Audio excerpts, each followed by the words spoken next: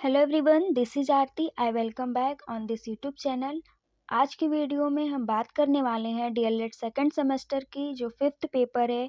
50 marks के आते हैं। ये बहुत ही इम्पोर्टेंट है। तो यहाँ पर हम लोग इस वीडियो में भारत में प्रथम साम्राज्य की स्थापना यानी मौर्य साम्राज्य जो फर्स्ट चैप्टर है उसके बारे में पढ़ने वाले हैं। ये जानेंगे कि मौर्य साम्राज्य से पहले के भी कुछ वंश हुए थे, उनका क्या नाम था, और मौर्य वंश के संस्थापक कौन हैं, उनका कार्यकाल कब से कब तक था, इसके बारे में हम लोग डिटेल जानेंगे और लास्ट में इससे संबंधित एक इम्पॉर्टेंट क्वेश्चन को देखेंगे। ठीक है।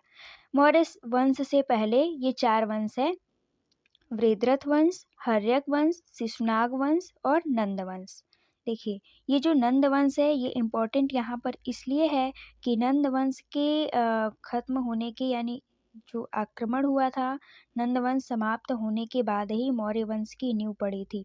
तो यहाँ पर जान लेते हैं कि जो लास्ट था नंद वंश, इसके संस्थापक है महापद्मनंद। इनका जो अन्य नाम मिलता है अग्रसेन। ओके। अब बात करते हैं कि नंद वंश का ही एक सम्राट है जो कि घनानंद। ये अंतिम शासक था। ये सिकंदर का आक्रमण नंद वंश के शासक घनानंद के समय में ही हुआ था। चाणक्य और घनानंद के बीच जो विवाद हुआ उसका कारण विष्णु पुराण में मिलता है। नेक्स्ट बात करते हैं चाणक्य कौन थे। ये चाणक्य तक्षशिला विश्वविद्यालय में शिक्षा प्राप्त की थी और इनका अन्य नाम ये एग्जाम में बहुत ही इम्पोर्टेंट है। ये पूछता है कि चाणक्य का अन्य नाम बताइए।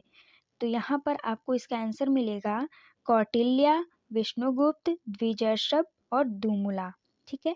भारत का मैकियावेली भी कहते हैं चाणक्य को। ये जो मैकियावेली है यह द प्रिंस किताब में इनकी जानकारी मिलती है। बुक का नाम है द प्रिंस। ओके। नेक्स्ट अब बात करते हैं कि चाणक्य का जन्म कब हुआ था और इनकी जो फेमस किताब है उसका क्या नाम था। चाणक्य का जन्म चड़े ग्राम पाटलिपुत्र पटना में हुआ। इनका जो वर्ण है ब्राह्मण। इनका पेशा शिक्षक थे ये। और इनके पिता का नाम कपिल, माता का नाम यशोमती। और इनकी जो फेमस बुक है अर्थशास्त्र। जो अर्थशास्त्र किताब है ना, ये राजनीति से संबंधित है। ठीक है। ये कोई इकोनॉमिक्स यानी अर्थशास्त्र से नहीं है बल्कि राजनीति से संबंधित है। ये इनकी किताब है। अब बात करते हैं, हमारा जो मेन पॉइंट है कि मौर्य वंश ये कब से कब तक था, हमारे लिए ये इम्पोर्टेंट है।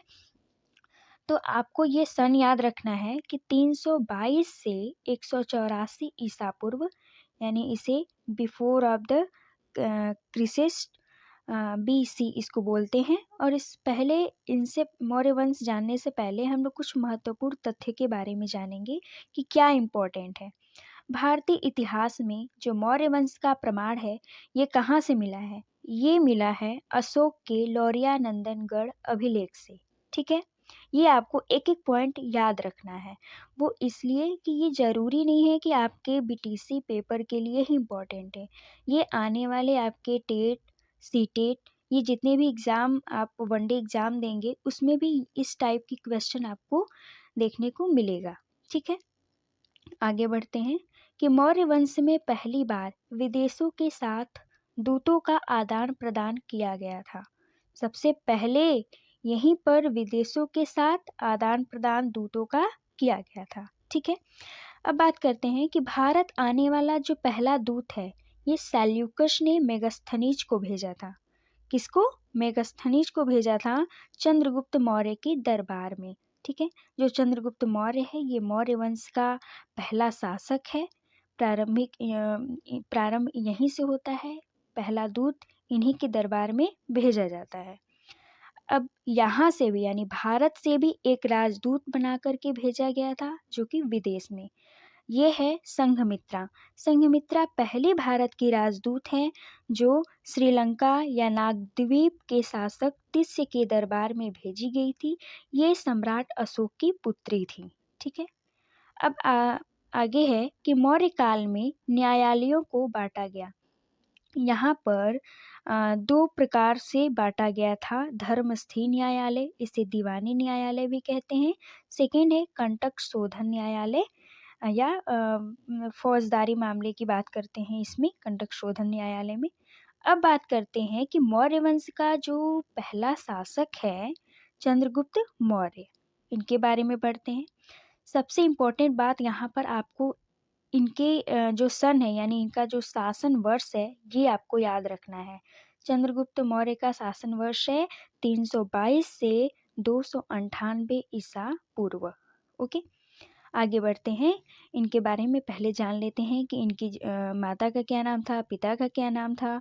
और चंद्रगुप्त मौर्य को कुछ लोग अलग वर्ड से जानते हैं, जैसे कुछ शूद्र मानते हैं, कुछ क्षत्रिय मानते हैं। तो कौन किसके अनुसार क्या कहा गया है ये देखते हैं। चलिए अब बात करते हैं कि मौर्य वंश का संस्थापक और पहला शासक चंद्रगुप्त मौर्य है। ये पिपलीवन नामक स्थान पे, जहाँ मौर्य वंश यानी क्षत्रिय शासक चंद्रवर्धन और पत्नी मूरा के संतान थे। यानी इनके पिता का नाम चंद्रवर्धन और माता का नाम मूरा है। अब बात करते हैं कि समस्त बौद्ध और जैन ग्रंथ के अनुसार चंद्रगुप्त मौर्य क्षत्रिय थे। ओके, ये आपको ध्यान रखना है, क्योंकि ये हमें नहीं लगता कि बीटीसी के लिए ही ज़रूरी है। ये आपके टेट और सीटेट, फिर से कह रही हूँ कि टेट और सीटेट के लिए बहुत ही इम्पोर्टेंट होने वाला है। नेक्स्ट, समस्त ब्राह्मण साहित्य चंद्रगुप्त मौर्य को शूद्र मानते थे। अब इम्पोर्टेंट यहाँ पे मैंने लगाया है कि चंद्रगुप्त मौर्य जैन संप्रदाय को मानता था। ये बहुत ही इम्पोर्टेंट है, ये आपको अंडरलाइन कर लेना है कि जो चंद्रगुप्त मौर्य हैं ये जैन संप्रदाय को मानता था। इन्होंने अपने शरीर का त्याग दक्षिण भारत के श्रवण बेलगोला कर्नाटक स्थान पर संलेखना विधि से किया था। किस विधि से? संलेखना विधि से। ये संलेखना विधि क्या होती है?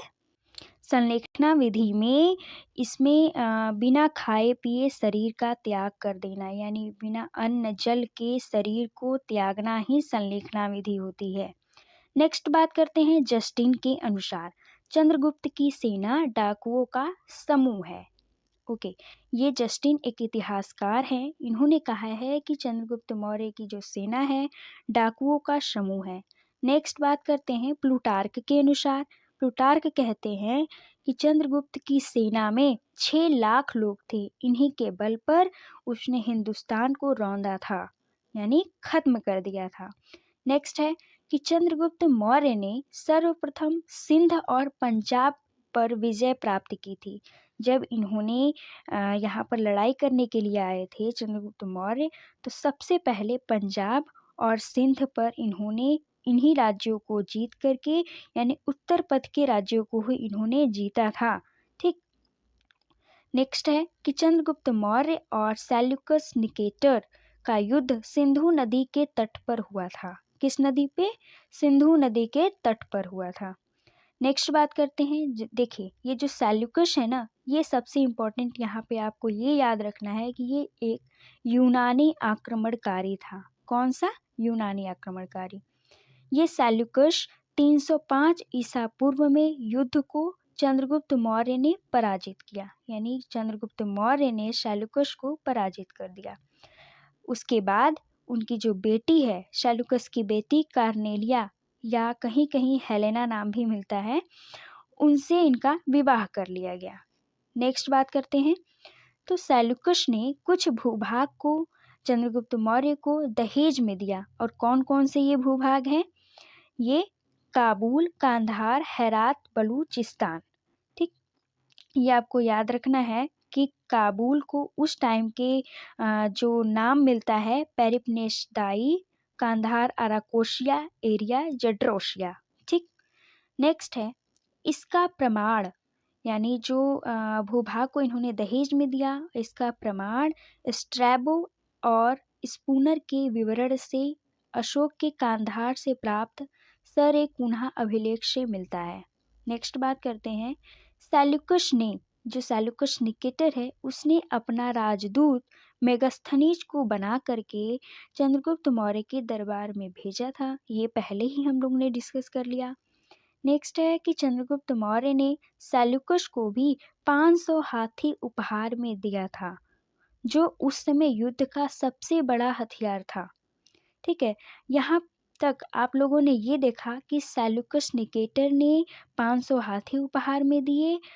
सेल्यूकस निकेटर को चंद्रगुप्त मौर्य ने 500 हाथियों का उपहार दिया और उसकी बेटी हेलेना से विवाह कर लिया। वैवाहिक संबंध भी उसने बनाया और भूभाग भी लिए। यानी चंद्रगुप्त मौर्य यहाँ तक ने आपने देखा कि वह अपने साम्राज्य को फैला रहा है। उत्तर पथ में फैलाया और कुछ युद्ध जैसे सिंधु घाटी के तट पर किया, सिंधु तट पर किया और सिंध और मगध, ये सब चीज़ें अब धीरे धीरे उसने पूरा अपने साम्राज्य को फैलाने का, विस्तार करने का एक तरीका अपना रहा है।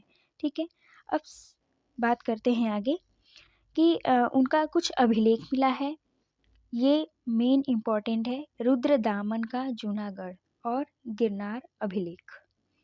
ठीक है, यहाँ पर आपको याद रखना है कि जो यह अभिलेख है, गिरनार अभिलेख, संस्कृत भाषा में लिखा गया पहला अभिलेख है। रुद्रदामन शक वंश का शासक है।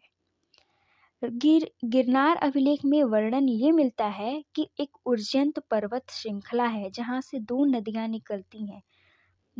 निकलती, एक सुवर्णविता नदी, सेकेंड है पलाशनी नदी। यहीं पर यह नदी मिलती है। जहाँ यह नदी मिलेगी वहीं पर चंद्रगुप्त मौर्य ने एक सुदर्शन झील का निर्माण कराया है। सुदर्शन झील, ये आपको याद रखना है। चंद्रगुप्त मौर्य ने अपने मंत्री पुष्यगुप्त वैश्य के सहयोग से सुदर्शन झील का निर्माण कराया था और इस झील से सम्राट अशोक ने अपने यूनानी गवर्नर दुशास्य के सहयोग से नहर निकलवाया था। यानी ये देख सकते हैं कि किस तरीके से ये लोग आगे बढ़ रहे हैं। चंद्रगुप्त मौर्य के बाद उनका जो बेटा है बिंदुसार का बेटा अशोक, तो अशोक ने यह उसी झील से एक नहर निकलवाया।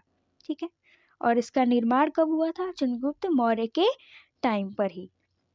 नेक्स्ट है कि रुद्रदामन कहता है, ये शक वंश का राजा है, ये कहता है कि यह जो झील है जीर्ण शीर्ण यानी टूट फूट गई थी। मैंने अपने गवर्नर सुविसाज की सहायता से जीर्णोद्धार कराया है। इसमें 3 राजा और 3 मंत्री का भी वर्णन मिलता है। किसमें?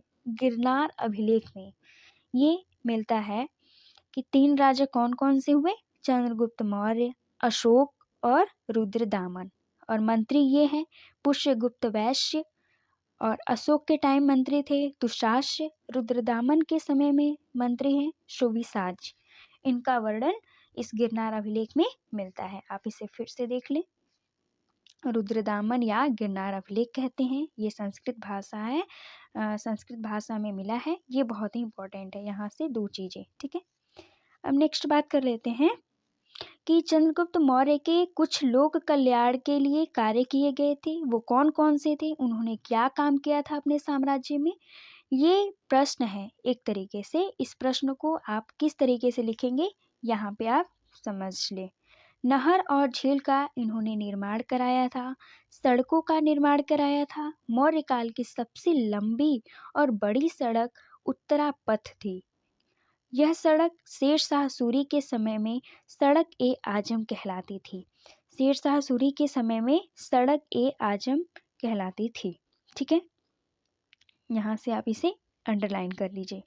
अब 1938 में गवर्नर जनरल ऑकलैंड ने ग्रांट ट्रंक के सहयोग से इस सड़क का विकास कराया, जिसे जीटी रोड के नाम से जाना गया है। ये जो जीटी रोड है ना, इस टाइम ये 1938 के समय में ही इसका विकास किया गया था, जो कि ऑकलैंड गवर्नर जनरल है ऑकलैंड, इन्हीं के सहयोग से ये निर्माण कराया गया था।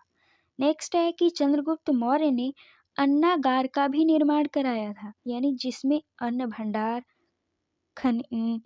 भंडार अनाज रखा जाता है उसे अन्नागार कहते हैं, जिससे अकाल के दिनों में जनता की मदद की जा सके। इसका प्रमाण भी मिला है। इसका प्रमाण कहाँ है? अशोक की सहगौर अभिलेख में। यह गोरखपुर उत्तर प्रदेश में पड़ता है, वहीं पे ये सहगौर अभिलेख है, वहाँ से इसकी जानकारी मिलती है। और महास्थान अभिलेख, महास्थान है ये बांग्लादेश, जो कि बोगरा जिले में है। वहीं से इसके बारे में जानकारी मिलती है। आई होप कि इतना आपको समझ में आ गया होगा। अब बढ़ते हैं, एक इम्पोर्टेंट प्रश्न है जो कि हो सकता है आपके पेपर में बहुविकल्पी प्रश्न के तौर पे आपको देखने को मिल जाए। क्वेश्चन है, भारत का मैकियावेली किसे कहते हैं? ऑप्शन है चंद्रगुप्त मौर्य, चाणक्य, बिंदुसार, अशोक। मैंने जितना बताया उसमें ये क्वेश्चन आपको देखने को मिल जाएगा, इसका आंसर उसमें मिल जाएगा जो मैंने पढ़ाया। अब इसका आंसर कमेंट बॉक्स में लिख कर दे सकते हैं। And thank you so much.